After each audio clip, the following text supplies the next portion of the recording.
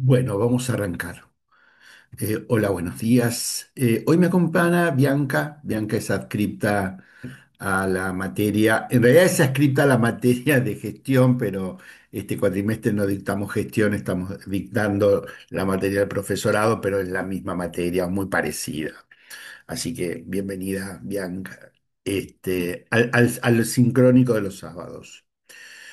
Lo que voy a hacer es, hoy en este sincrónico, es presentar el módulo 3, que es el último, sobre regímenes post-burocrático, el título general, y voy a tratar de explicar en líneas generales las transformaciones recientes dentro de los sistemas educativos y voy a tratar de explicar de manera muy genérica las transformaciones en relación al gobierno de la educación superior en la Argentina particularmente. Eh, en el próximo sincrónico, que ya no recuerdo qué día es, pero creo que es mitad de junio, voy a desarrollar con más detenimiento algunas cuestiones que tienen que ver con los sistemas de acreditación y el sistema de crédito que se está proponiendo actualmente en el sistema de educación superior en la Argentina, con más detalle al respecto. Pero hoy lo que vamos a tratar de ver es una visión eh, una visión genérica de estos temas. Erika, ingreso, sí, no hay problema. No, no, si tienen problema con la conectividad, estén con cámaras apagadas, eso no hay ningún problema. Eh, Vamos por parte. A partir de la década de los 80 y los 90, tanto en los países centrales como en otros, en países como nuestra región, en América Latina, hay una transformación en la relación entre el Estado y la sociedad en materia educativa. Eso se ha expresado en numerosas propuestas, o en diversas propuestas, mejor dicho, en torno a qué es lo que debe hacer el Estado en esta materia o qué es lo que no debe hacer el Estado, por un lado. Por el otro lado, son transformaciones o cambios que se lo dan en general, en su mayor parte, en contextos de restricciones presupuestarias. Hay menos plata, para decirlo rápidamente. Desde el otro punto de vista, los sistemas educativos, a pesar de todo esto, se siguen expandiendo. Esto es, cada vez más chicos van a la escuela o cada vez más gente estudia en la educación superior, es decir, aumenta la matrícula, aumentan las instituciones, pero al mismo tiempo hay serios problemas en materia de financiamiento, por un lado, y por el otro lado de gobierno, porque los actores dentro del sistema demandan mejor calidad, mejores instituciones, salarios mejores, financiamiento mejor, etc. Es decir, el escenario es bastante complicado desde el punto de vista de sus demandas como de su gobernabilidad, es decir, la capacidad que tengan los propios gobiernos en poder tramitar o en poder procesar demandas que son muchas veces conflictivas, ¿no? Y heterogéneas. Y por el otro lado, los gobiernos también tienen no solamente un problema de gobernabilidad, es decir, procesar las distintas demandas y acordar, ¿no? Hacer un espacio de acuerdo, negociación, sino al mismo tiempo un problema de gobernanza, es decir, de poder llevar adelante propuestas que tengan que ver con mejorar la calidad de los sistemas educativos. Y aquí aparece demanda sobre la calidad de los sistemas educativos. Bajo la denominación sociedad de la información, sociedad del conocimiento, lo que empieza a aparecer la necesidad de los propios sistemas económicos sociales de los distintos países en que el conocimiento, la formación es un elemento estratégico y central en la configuración de estas nuevas sociedades, ¿no? Donde el conocimiento es cada vez más necesario, el conocimiento es parte de transformaciones socioculturales que demanda la propia sociedad y que tiene la propia sociedad. Y esas transformaciones sociales, tecnológicas y culturales son cada vez más aceleradas y más disruptivas, ¿no? Digo, pensemos en los últimos 20 años, todo lo que apareció, Internet, el smart, ¿no? El smartphone, o transformaciones culturales, digo, una transformación cultural, por ejemplo, de globalización, la aparición de plataformas tipo Netflix, ¿no? Y todo lo que eso implica y se va desarrollando. Con lo cual, los sistemas educativos pasan a ser demandados o pasan a tener la demanda de mejor calidad de la educación. Eso se expresa en un concepto de calidad por un lado y en el concepto de nuevas competencias, nuevos saberes, nuevas capacidades, nuevos requerimientos, ¿no? Y se le demanda que el sistema educativo afronte esas transformaciones. Obviamente, hacer, para decirlo rápidamente, más, pero con menos plata. La cosa es media complicada y eso trae no pocas eh, disputas o problemas. Y aquí empieza a aparecer dos grandes líneas de análisis de por dónde está yendo el sistema educativo o los sistemas educativos. En primer lugar, los sistemas educativos históricamente, durante muy buena parte del siglo XX, se asentaron sobre un modelo que se llama burocrático profesional, ¿sí? Burocrático profesional. Esa es la lectura que ustedes tienen de João Barroso, que es un investigador portugués que ha trabajado mucho sobre esto, pero el resto de los autores lo siguen trabajando, es un concepto que sigue funcionando. ¿Qué significa un modelo burocrático profesional? Básicamente, el director o la directora y los docentes son representantes o aparecerían como representantes del Estado en las instituciones para llevar adelante algún tipo de proceso.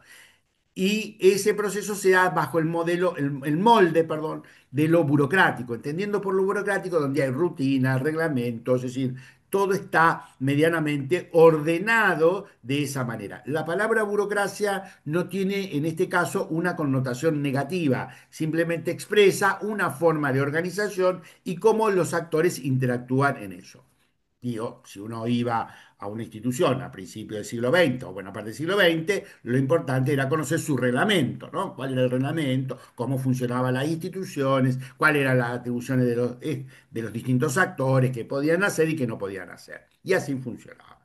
¿No? Un modelo burocrático. Y profesional, porque estaba sentado su funcionamiento en determinados profesionales que tomaban decisiones en la materia de su competencia. En el caso de la docencia, tenía una formación adecuada a esos requerimientos o que se consideraba adecuada para esos requerimientos y tomaba decisiones en el ámbito de su competencia. Es decir, el docente entraba al aula, ¿no? Para decirlo gráficamente, y tomaba decisiones en qué hacer, cómo hacerlo, ¿no?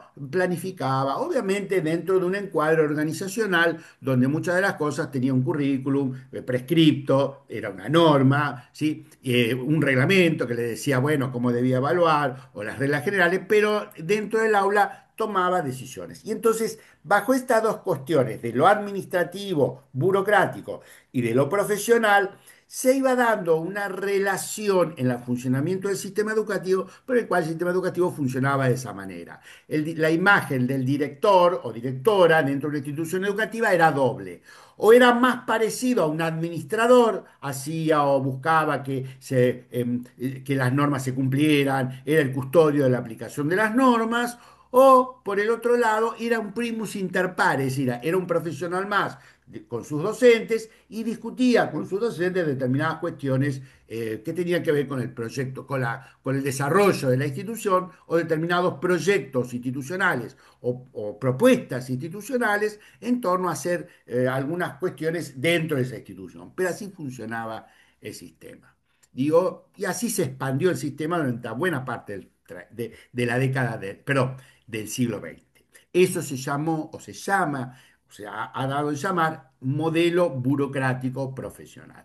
Y el sistema funcionaba y procesaba conflictos, se expandía, los alumnos aprendían, mayor o menor medida, y así se hacían las cosas. Obviamente, ¿Qué pasa a partir de los 80? Empieza a haber una profunda crítica a ese modelo burocrático profesional. Entonces se considera que ese modelo es rígido, poco flexible, que no tiene calidad, que lo que hace es rutinario, que no es creativo, que no permite la innovación. Es decir, empieza a ser sospechado de que ese sistema, que ese modelo ya no puede responder a las nuevas necesidades de formación que necesitan las sociedades.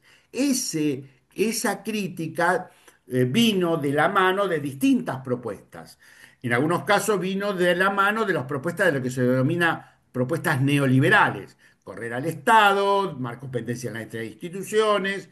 En otros casos vino de la mano de lo que se llama Estado evaluador. El Estado debe evaluar y al mismo tiempo las instituciones deben tener más autonomía para tener más creatividad, y por el otro lado el Estado debe establecer un sistema de rendición de cuentas. Esto es un sistema estandarizado de rendición de cuentas, de evaluar si los alumnos aprenden o no aprenden o qué pasa con el funcionamiento de las instituciones. O las instituciones deben ser sometidas a un proceso de evaluación por alguna agencia.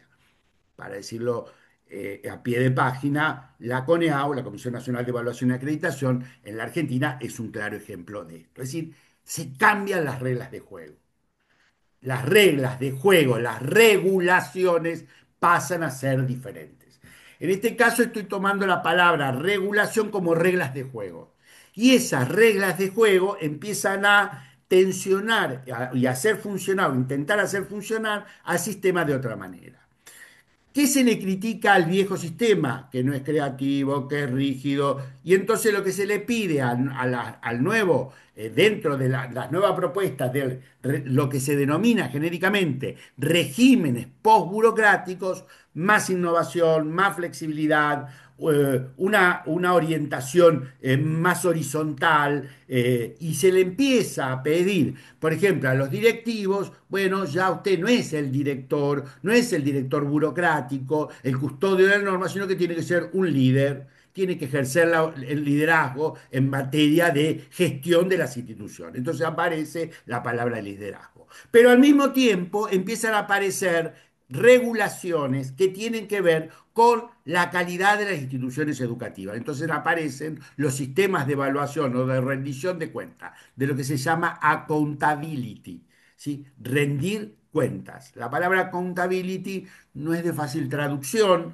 uno lo puede tomar como responsabilidad, responder frente a, o rendición de cuentas. Ahí hay un problema de traducción para poder entender el sentido de esto, pero para tenerlo claro se le pide a las instituciones mejor rendimiento. Y empiezan a aparecer una serie de instrumentos de evaluación de rendición de cuentas. Esto se llama lógica de performatividad. Hay que rendir cuentas. Esos son los sistemas de evaluación de la calidad. A nivel internacional, la propuesta más importante o más reconocida son las pruebas PISA, elaboradas por la OCDE, que mide competencias y arrancaron en el año 2000, ¿sí? Básicamente, y en la actualidad se aplica en alrededor de 70 países. Las pruebas PISA no son obligatorias, pero tratan de establecer, ¿no?, una conmensurabilidad, es decir, una medición de los logros del sistema educativo. Obviamente, no me empiecen a putear en todos los colores, pero esto es una propuesta y hay sobre ella numerosos debates acerca de qué miden, qué no miden, si sirve, si no sirve, pero la realidad es que se ha impuesto, ¿sí? Y funcionan. No sé si son correctas, eso es una discusión de otro tipo. ¿Qué tienen estas regulaciones con respecto a las anteriores? Tienen mayor cantidad de conocimiento incorporado. Si uno quiere conocer una regulación del sistema de lo que es el régimen postburocrático, hay mayor cantidad de conocimiento incorporado. Básicamente, para yo poder comprender qué es PISA, qué mide, cómo se hace, qué característica tiene, qué quiere decir sus resultados, tengo que movilizar y reconocer una serie de conocimientos muy complejos, tanto desde el punto de vista estadístico como desde el punto de vista de psicometría, como desde el punto de vista de la evaluación. Es decir, son excesivamente complejas, pero tienen una ventaja dan una señal, un punto de referencia acerca de cómo se considera que está funcionando el sistema educativo. Por ejemplo, en este país la media de los estudiantes son de 560 puntos, ¿no? Y ahí se comparan con el resto de los sistemas educativos. Y ahí empiezan las discusiones. Es decir, se genera un espacio global de conmensurabilidad, es decir, de medición de resultados. Pero al mismo tiempo empiezan a aparecer sistemas de rendición de cuentas dentro de la región y de cada país. Por ejemplo, en el caso de América Latina, la UNESCO lleva adelante una prueba de conocimientos en el nivel primario que se llama TERCE, ¿sí? Es una prueba que se aplica y mide la calidad de ciertos, perdón, mide los resultados en torno a los conocimientos dentro de determinadas materias. Esa prueba TERCE se aplica en todos los países de América Latina, inclusive en Cuba, y es un dato que funciona. Este año prueba TERCE se va a hacer en Argentina, no sé si se va a hacer en todas las provincias, pero calculo que sí. Pero digo, es otra prueba más. Ya tenemos dos pruebas. Y a su vez, cada país genera su propio sistema de evaluación y rendición de cuentas. En el caso de la Argentina, se lo llaman pruebas aprender, ¿sí? Que, digo, se vienen tomando sistemáticamente. Unas son censales, otras son muestrales, tratan de medir conocimiento. Y ha aparecido otra prueba más ahora en tercer grado de la primaria, que son las pruebas de conciencia fonológica o de lectura de los chicos en tercer grado, ¿no? Y hoy esto se ha aplicado en algunas provincias, algunos han hecho sus propias pruebas, otras lo han aplicado en términos generales y otras no lo han aplicado, ya tienen los resultados. Para los que son de la provincia de Santa Fe, saben de lo que estoy hablando porque los resultados han sido discutidos por el ministro de turno en función de cuáles fueron los resultados de este tipo de prueba de lectura de los estudiantes en tercer grado de primaria. ¿Qué es lo que nos está queriendo decir esto? Bueno, que aparecen nuevas regulaciones. La pregunta es qué implican cada una de esas regulaciones y qué aparece dentro de esto que se llaman modelos, genéricamente modelos postburocráticos. Y ahí aparecen cuatro o cinco o varios puntos que yo los quiero señalar a modo de introducción, por lo cual en la bibliografía ustedes van a ver el desagregado de todo eso. Primer elemento, a lo que aparece muy fuertemente son fuertes propuestas de darle a las instituciones mayor autonomía, mayor capacidad en toma de decisiones. ¿Qué implica esa autonomía institucional? Depende de cada uno de los países, ¿sí? Pero en general hay una fuerte propuesta en cada uno de los países de que las instituciones educativas tengan mayor autonomía. Quiero sacar el tema de la autonomía en el caso universitario, que tiene otra historia diferente, otra construcción histórica, pero ojo, también va atado un poco a esto. En segundo lugar, ¿no? Digo, la mayor autonomía. En segundo lugar, lo que aparece es la idea de proyecto. Toda institución educativa tiene que tener un proyecto institucional. Proyecto institucional, proyecto educativo, proyecto, es decir, entra la lógica de los proyectos, ¿no? Como modo de regulación de las instituciones. ¿Cómo se arma ese proyecto? ¿Qué características debe tener? Bueno, es como cada uno de los países o espacios o niveles educativos lo va construyendo. En tercer lugar, lo que aparece es la lógica del contrato, es decir, ya el financiamiento no está dado en términos generales, sino empiezan a aparecer formas de financiamiento por contrato. Usted arma un proyecto y yo se lo financio, ¿no? Digo, yo Estado, ¿no? Digo, bueno, eso es una lógica diferente, ¿no? Eso se llama la lógica del contrato, es decir, contrato. A partir de un contrato yo establezco determinados fines, determinados objetivos, establezco un proyecto o armo un proyecto y el Estado me lo financia. Eso es una forma distinta de financiamiento. El otro punto que aparece es la idea del liderazgo. Es una idea fuerte. La idea de que en la institución, para el cambio, debe aparecer el liderazgo, la innovación. Y el liderazgo implica una fuerte interpelación moral, ¿no? Debo interpelar a los otros para que hagamos juntos compromisos y llevemos adelante las transformaciones o los cambios necesarios en la institución educativa. Y ahí aparece ideas de como liderazgo distribuido, liderazgo pedagógico, liderazgo transformacional, perdón.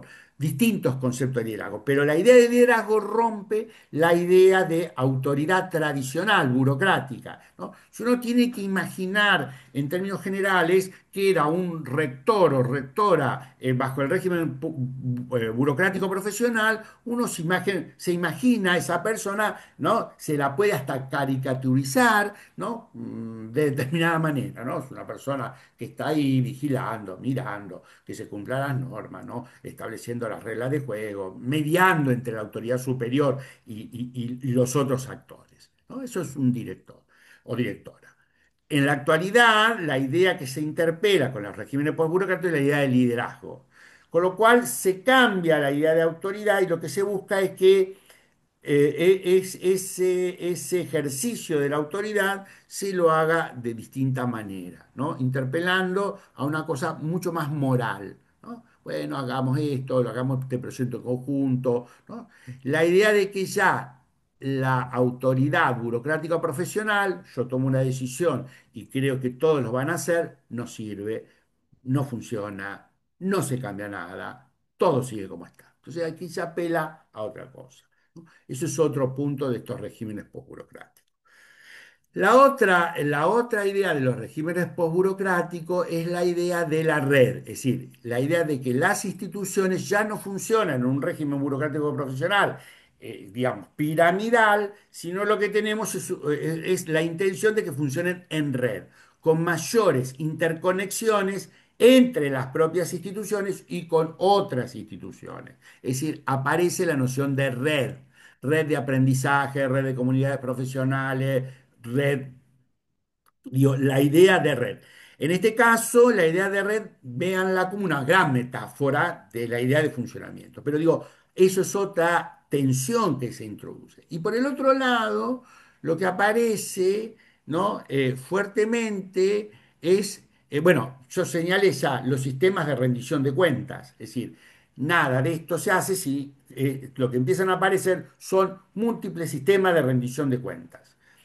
Yo cuando daba esta clase hace 10 años atrás y hablaba de estos temas, bueno, hablar en chino, era difícil de entender. Y por ejemplo, yo decía, qué barbaridad, en Estados Unidos, por ejemplo, hay estados donde en el nivel primario una misma escuela tiene hasta 5 evaluaciones durante el año. En la Argentina hoy hay provincias donde hay 6 evaluaciones al año de este tipo, ¿sí? Generados por el régimen de rendición de cuentas. Ya no son 5, sino son 6. Dos de carácter internacional, una de carácter nacional y dos de carácter jurisdiccional de las provincias, ¿no?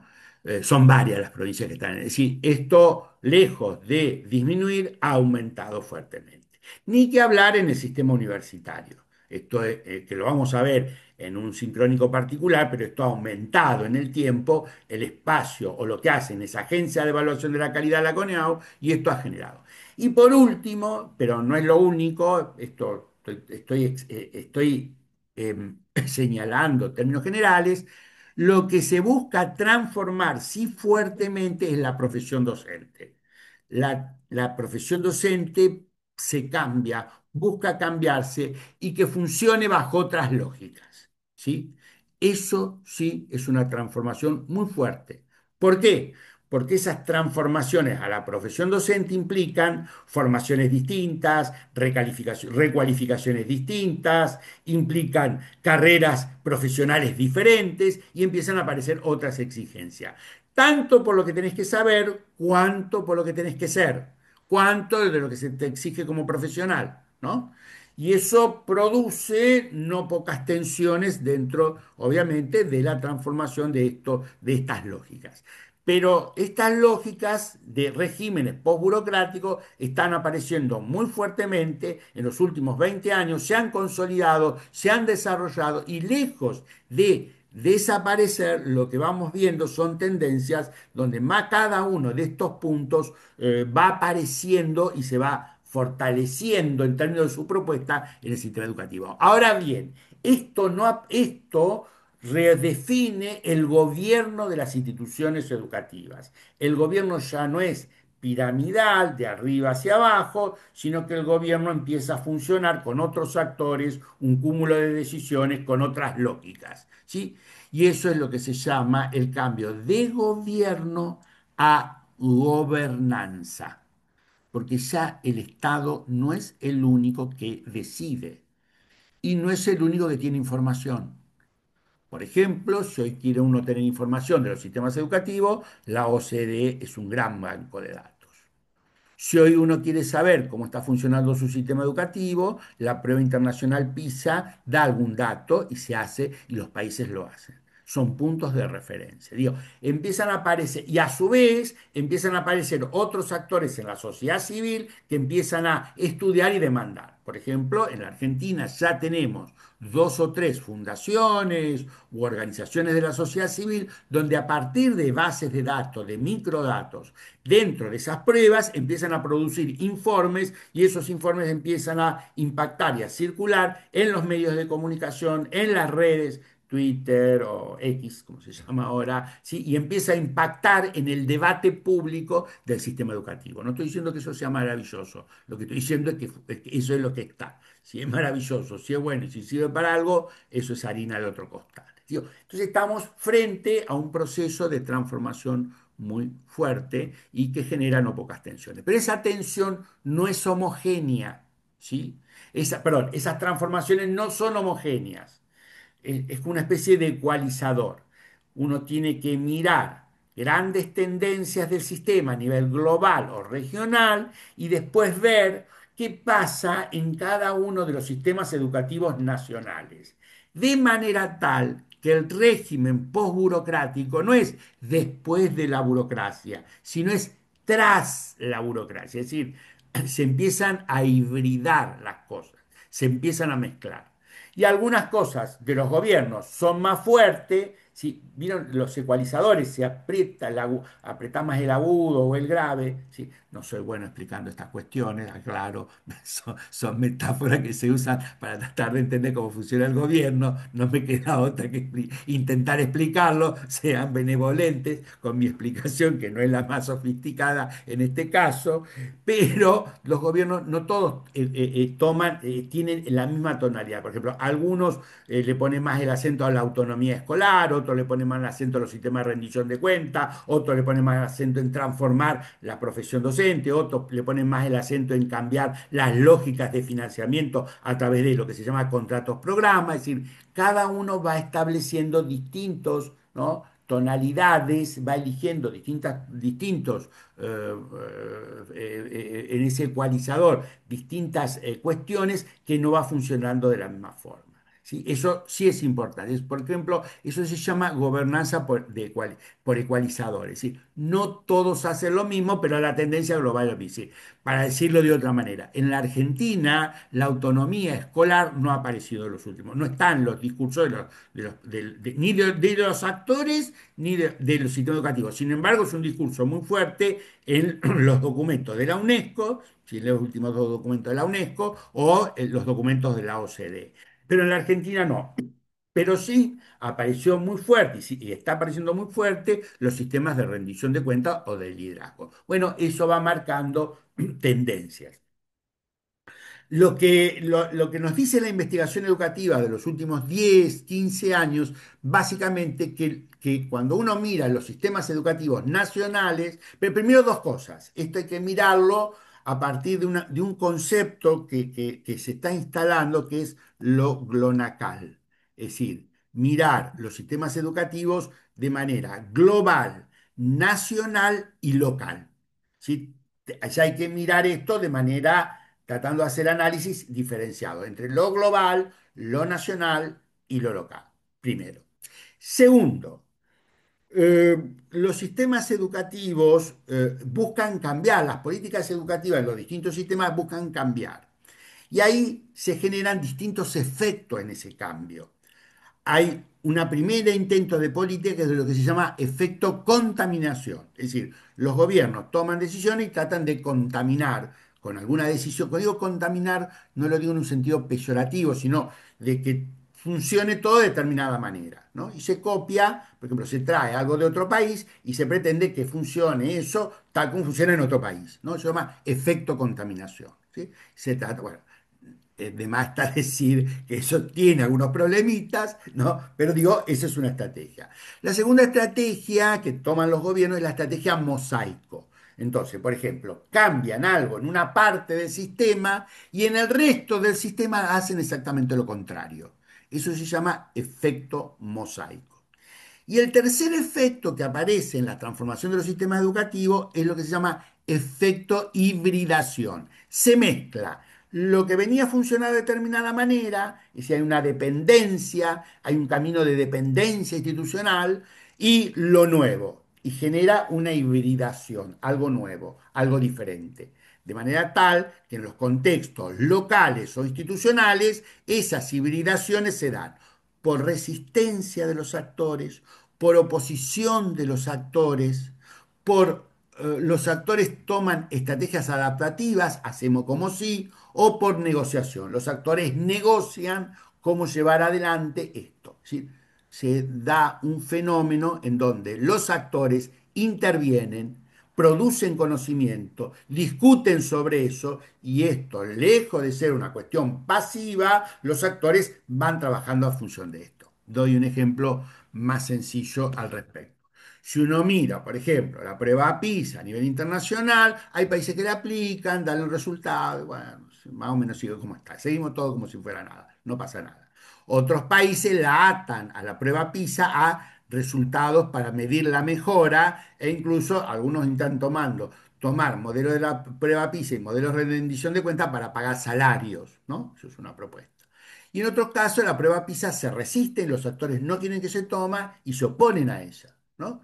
Caso de Sudáfrica, caso de México más recientemente, donde discuten este tipo de cosas. Es decir, lo que estoy hablando, diciendo, es básicamente que los sistemas educativos en la actualidad se han complejizado, es decir, son más complejos, por un lado. Hay una alta incertidumbre porque exigen mayores transformaciones, pero muy bien no sabemos dónde vamos, muy bien no queda claro qué necesitamos porque los cambios son tan radicales, son tan fuertes, que muy bien no sabemos qué va a pasar con el sistema educativo de acá a 15 años, a 10 años, ¿no? Digo, porque esas transformaciones son muy radicales y están tensionando el sistema educativo. Y en tercer lugar, sí, digo, complejidad, incertidumbre, ¿no? Lo que aparece es, un espacio una arena de toma de decisiones donde lo que ya no tenemos no son políticas públicas, dicen algunos, sino es acción pública, porque no es el Estado el actor central, empiezan a aparecer otros agentes de manera horizontal o de manera vertical, ¿sí? Empiezan a aparecer otros múltiples agentes que empiezan a intentar condicionar las políticas públicas. Y los gobiernos, de manera directa o indirecta, tratan de responder a todas esas nuevas lógicas. Por lo cual ya no tenemos políticas educativas, ¿sí? Sino lo que tenemos es acción pública, es decir, acción de distintos actores en la esfera pública, ¿sí? Y que buscan condicionar la toma de decisiones o de cómo debería funcionar el sistema educativo, ¿sí? Bueno, lo que tenemos es un escenario totalmente nuevo, ¿sí? Esto produce dos fenómenos. Yo voy a señalar, no analizo todo, no me voy a meter en todos los temas porque no es mi función, pero sí establece perdón, o afecta dos grandes cosas que a mí me interesan ver. En primer lugar, el lugar de la toma de decisiones, de los directores, de los rectores en las instituciones educativas. Es el ojo del huracán. ¿Por qué? Porque todo está tensionado y es cada vez más complejo, ¿sí? Son el ojo del huracán, para usar una metáfora que usaba Rosso y que me parece más que adecuada. Y en segundo lugar, hay una transformación o un intento de transformación muy fuerte de lo que es la profesión docente, ¿sí? De lo que debería o cómo esto intenta modificar la profesión docente. Cuando digo modificar la profesión docente, esto se expresa en cómo se forma, cómo se ingresa, cómo se permanece, cómo se asciende, es decir, empiezan a aparecer una serie de propuestas totalmente diferentes o que intentan cambiar su esto. Obviamente, en el caso de la profesión docente, viene a poner el ojo, por ejemplo, en la necesidad, por ejemplo, de liderazgo, colaboración, de participación en instituciones. Pero al mismo tiempo, la profesión docente históricamente fue construida de manera balcanizada. Cada uno tanto en su aula, cada maestrito con su librito, y así funcionaba la cosa. Mal o bien así funcionaba. Bueno, esto implica otras reglas de juego totalmente distintas. Ni que decir que con la aparición de las propuestas de lo digital, por ejemplo, tenés que subir el CBA, lo haces en línea, se carga datos en lo digital, hay mayor papeleo en torno a cargar y a que esos datos funcionen y a su vez estén en una base de datos público. Bueno, una serie de cosas que son muy complejas para ver. Ni que decir en las necesidades de nuevas formaciones que se requieren. Cuando digo nuevas formaciones, no digo solamente las de carácter didáctico específico de la enseñanza, sino también aquellos saberes necesarios para afrontar aulas distintas, aulas más diversas u otros retos que empiezan a aparecer dentro del sistema educativo con demandas muy complejas. Bueno, eso genéricamente está en la unidad, perdón, en el módulo 3 y es lo que se llama regímenes post-burocráticos. Yo los invito a leer esa bibliografía que está ahí. Tienen distintos textos que tratan distintos problemas, pero no los agotan a todos. En algunos casos se trabaja el tema, hay un texto que tienen sobre la autonomía escolar, ¿sí? Y todo lo que hay en torno a ella. Otro texto trabaja el cambio del régimen postburocrático al burocrático en relación a la gestión de los directivos. Hay otro texto que tienen sobre el sistema de evaluación de la calidad en las universidades nacionales, en las universidades, perdón, públicas y privadas. En la Argentina hay un cuarto texto que trabaja el tema de lo que son las transformaciones vinculadas con los rankings a nivel de las universidades, que es algo que ha aparecido en los últimos 5 o 10 años. Y hay un cuarto texto que trabaja el tema de las microcredenciales, que es un nuevo dispositivo, en el caso de lo que vienen de universidades, que está intentando llevarse adelante. Hace 2 días acaba de haber una reunión regional en Montevideo por parte de la UNESCO buscando promover este tipo de cuestiones y que cambian la lógica de funcionamiento de lo que son las acreditaciones, las propias carreras al respecto. Como verán, es un paquete un poquito complejo. Y hay dos temas que yo me voy a dedicar en el próximo sincrónico a trabajar, que es los sistemas de evaluación de la calidad y de acreditación de las carreras. Eso es una cuestión que en los últimos 2 años ha avanzado muchísimo. Hay una segunda propuesta que son los regímenes nuevos que se han propuesto de créditos universitarios, créditos académicos. eh, y habría dos cuestiones más que la voy a tratar de desarrollar sobre los SIAC, los sistemas integrados de evaluación de la calidad o de la calidad. Nunca me acuerdo los nombres. Le ponen esos acrónimos que después tengo que acordarme cómo se llaman y no tengo la más pálida idea porque tengo 500 acrónimos en la cabeza. Por ejemplo, no sé, FACE, FIPA, FOFRO. Entonces hay un momento que se me hace un baruja en la cabeza global. Pero digo, pero eso lo vamos a ver. ¿Qué es lo que me interesa ver de esto? ¿Cómo cada una de estas cuestiones tensiona nuestro trabajo dentro de las instituciones, ¿sí? Y que están expresando estas transformaciones? No hay otra transformación que yo no la voy a trabajar porque que es todo el cambio de la educación digital, ¿sí? Toda la transformación en términos de las propuestas en entornos digitales. No, no lo voy a trabajar, no llego, pero si alguien lo quiere tomar y estudiar, avanzar, bueno, hay bibliografía suficiente sobre lo que esto implica en términos de las propuestas formativas en los espacios digitales que a partir, sobre todo, de la pandemia, se aceleró ese proceso. No es que antes no estaba, pero se aceleró. Y en el caso de la Argentina generó una modificación muy fuerte en lo que son los regímenes de la carrera a distancia y presencial, ¿no? Eso también es algo muy fuerte y muy interesante para ver. Como verán, son muchos temas, vamos a tratar de ver todos. Veré con las preguntas de ustedes y con el desarrollo y las lecturas para hacer. Bueno, hasta acá el sincrónico teórico de hoy. Dos o tres cosas. Primero, yo he hecho algunas devoluciones, me faltan hacer evaluaciones de lo que era el módulo 2. En general creo que las del uno ya corregí todo, puede ser que alguno haya quedado colgado, creería que no. No hice las del 2, prometo que esta semana la van a tener en línea y ya esta semana van a tener la propuesta de evaluativa número 3, que es la última, ¿sí? Eh, Ahora sí ya tengo plazos perentorios, esto es, tengo que establecer plazo perentorio para entregar el trabajo y poder, para que ustedes puedan, lo que quieran promover o quedar regular en la materia.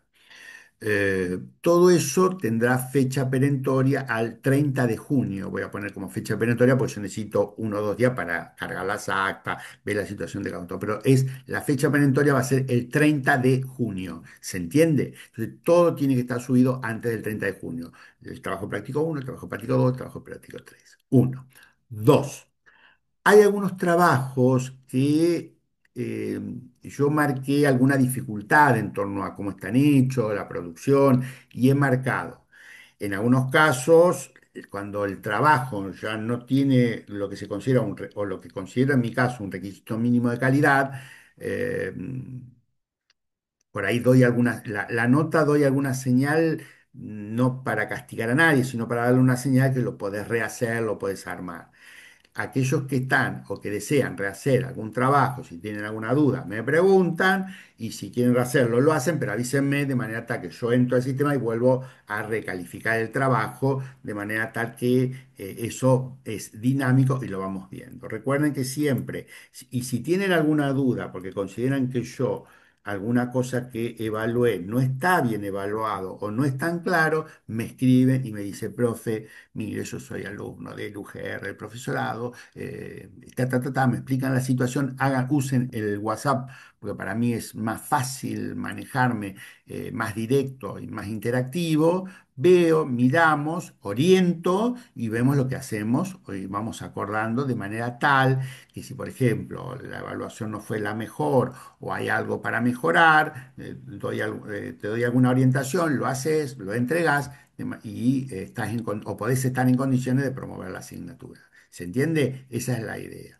De manera tal que lleguemos al 30 de junio con la mayor cantidad de gente que pueda promover la materia. Si alguien por alguna razón personal tiene algún problema o alguna dificultad, igualmente comuníquese conmigo.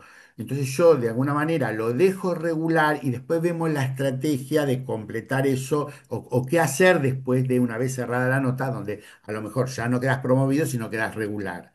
Pero la situación posterior la vamos también monitoreando, es decir, no se queden solos ahí, no promoví y se quedan como en una isla desierta, lloriqueando mal. No, eso no hay que hacer, el profesor los va a acompañar en ese segundo momento y entonces voy orientando, no, bueno, entregame el trabajo, mándamelo, ya, porque como el campus se cae o después el campus se cierra y se abre otro campus para la próxima cursada, ustedes no van a poder entrar. Por lo cual, bajen la bibliografía, tengan la bibliografía en una carpetita, tengan en una carpetita el trabajo. Esto es un consejo porque algunos no lo hacen, no lo tienen por qué saber, pero ténganlo en caso. Y en todo caso, nos comunicamos directamente y vamos estableciendo los distintos criterios en función de la situación singular de cada uno de ustedes. ¿Se entiende? Pero la idea es que siempre lo esté acompañando, ¿sí? Y siempre lo esté viendo en función de sus problemas, requerimientos o necesidades. ¿Se entiende? ¿Sí? Eso. Bueno, ¿alguna pregunta? ¿Alguna duda? ¿Algo? Bueno, sin duda sí, porque el tema da para leer y para ver, pero eso vayan leyendo la bibliografía que tienen y para ver. Creo que en algún momento me parece, hay un videíto mío, también les puse, donde explico esto de lo postburocrático, que es más o menos lo que dije hoy, pero un poco más centrado en uno de los textos, que es el texto de Joao Barroso, pero vamos a trabajar. ¿Estamos? Y en el próximo sincrónico, que si mal no recuerdo creo que es el 14 de junio, si la memoria no me falla, Lo que voy a desarrollar es los sistemas de evaluación y acreditación en las universidades y el sistema de créditos, que es un debate más actual, ¿sí? Para aquellos que están en las universidades, les puede ser, como todo el mundo está más solamente vinculado a las universidades, les puede interesar. ¿Estamos? Y ahí ya estamos en la recta final. Bien, mucha suerte, muchas gracias, buen día, cuídense del frío y nos estamos viendo. Cualquier cosa, si alguien necesita algo, por favor que es en línea, y si necesita alguna ayuda o hay algo que no queda claro, me lo dice. Me quedo unos minutos más en línea, ¿sí? Buen fin Gracias, de, buen fin de. gracias. Buen fin de. Gracias, Chao. profe. Buen fin de semana. Gracias, profe.